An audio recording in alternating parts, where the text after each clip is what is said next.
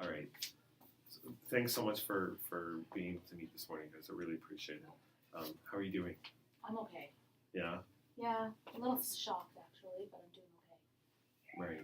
Right. You had a chance to get to the doctor yesterday? I did. I went right after the incident. Thanks for letting that happen. Of course. And, everything is good. It's all cleaned up, and I'm doing okay. Okay.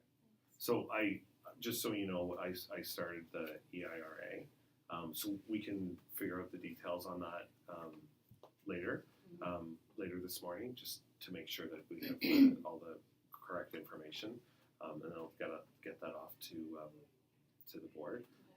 But we don't need to worry about that now. I just kind of wanted to get a sense, and thank you so much for coming too, because it's good for you to be here, because I mean obviously you spend the most time with Trevor. So we just wanted to get a sense kind of like what happened, and then let's talk about our next steps. So what happened?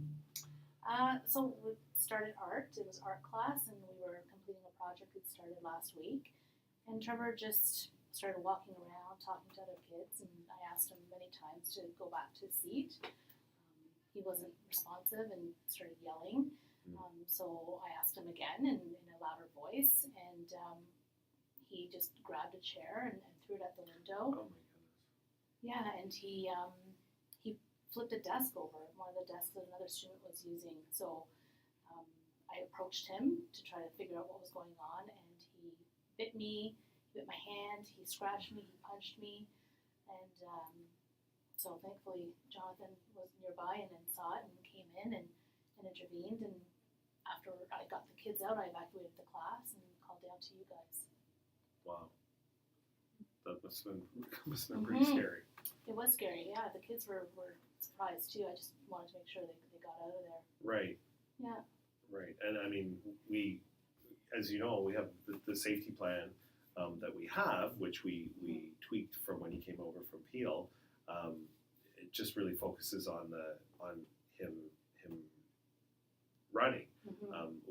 There doesn't seem like there's been any history of this. You know, when we had the transition meeting with CAS and the visit to his school in Peel, this wasn't mentioned at all. So, not that makes it any better or easier, but certainly it must have been really upsetting. Obviously, Trevor was, when this was going on, you just happened to be walking by. Is that?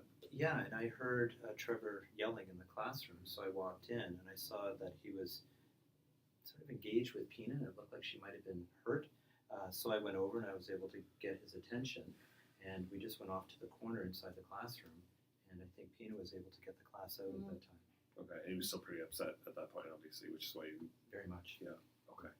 So then, is that when you you got the class out and then you called down to the office? I did call down to the office. I couldn't grab the walkie in the classroom, so Right. I left with the students and I went next door and I buzzed down to the office to get some assistance. As you know, we have the walkie-talkie in class in case he runs. So, but it was in the classroom still, obviously, because you just need to get the class out. Okay. Yeah. And you're sure you're doing okay? Yeah, I'm doing okay. Yeah. Yeah. How are you? I'm fine. Yeah. Okay. It's pretty stressful. I mean, we haven't had these sorts of situations to deal with very often here. So, so just so you know, in terms of, so Trevor, of course, he's not coming back today, obviously, and we'll talk about when it is appropriate for him to come back. So I was in touch with the superintendent yesterday, just to have a discussion with her around, just to let her know that, you know, this has occurred and that we'll be having a re-entry meeting, and so we'll need to, at that point, we'll review the safety plan, and obviously, you know, because the safety plan was just focused on him running, so we'll have to add the physical parts or the physical aggression that's occurred, and look at the behavior plan as well, and then I think it's also going to be important that we review the BMS physicals. I know we've done the training already, and we haven't had to use it specifically for a student, but we will. I'll be in contact with the BMS folks at the board office so they can come back and do some student-specific supports. And then I guess the last thing is I have also chatted with CAS and parents, and they were concerned about you. They did kind of want to know how you were doing, but they also were supportive, which is nice, around keeping him home, so that we can get a good plan in place. The other thing I should mention is we may be looking at some personal protective equipment with Trevor. I mean, hopefully we don't, hopefully we can be proactive enough that this doesn't happen again, of course.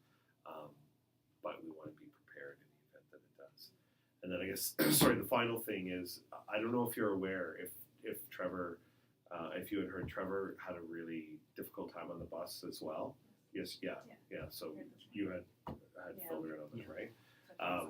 Yeah, thank you for doing that. So I think we'll be looking at the possibility of a travel assistant as well, because I mean, if this sort of issue is arising in the classroom, and it was we've already had now this incident on the bus as well, we may have to look into a travel assistant. So tomorrow afternoon, we've already looked at booking some supply teachers for the afternoon, so that we can all come together, and I had a chance to speak to Amanda, our CYC as well. Obviously, Amanda's our CYC. Speak to Amanda to come to the meeting so we can review the safety and behavior plans, and just come up with a really strong plan so that we make sure a thing like this happens again, and if a situation like this does arise, that we're all prepared and ready to respond appropriately. That's great. Okay. Thanks, guys.